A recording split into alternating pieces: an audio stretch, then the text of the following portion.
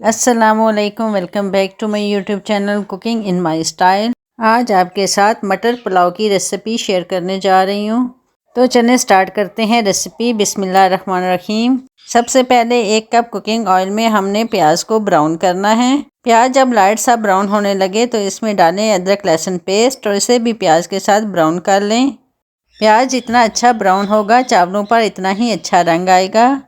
अब इसमें जाएंगे टमाटर ऐड करने के बाद इसमें जाएगा नमक, लाल मिर्च पाउडर, धड़ा मिर्च, हल्दी, गरम मसाला पाउडर और थोड़ा सा साबुत गरम मसाला भी इसमें डाल दें। अब मसाले को एक बार अच्छे से भून लें।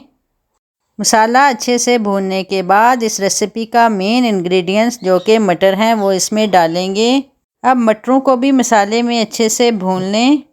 फ्रेंड्स, जितना अच्छा हम मटरों को मसाले में भूनेंगे चावलों में इसका टेस्ट इतना ही बढ़ जाएगा।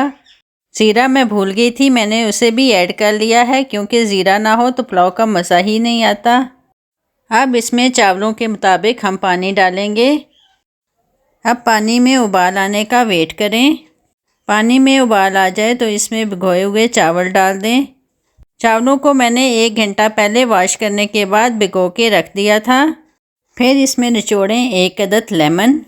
चावल पहले भिगोने से और लेमन के इस्तेमाल से चावल टूटते नहीं, बहुत खिले खिले बनते हैं। बस फिर पानी थोड़ा कम रह जाए तो इसे 5 मिनट के लिए दे दे दम। लें जी, माशाल्लाह हमारा मज़ेदार सा मटर पुलाव रेडी है। मटरों के इस सीज़न में अगर मज़ेदार सा ये मटर पुलाव ना खाया जाए तो मटरों के साथ नाइंसाफ़ी होगी। इस मज़ेदार पुलाव से लुत्फ़अंदोज़ होने के लिए हमने इस पे रखा सब्ज़ मिर्च का अचार।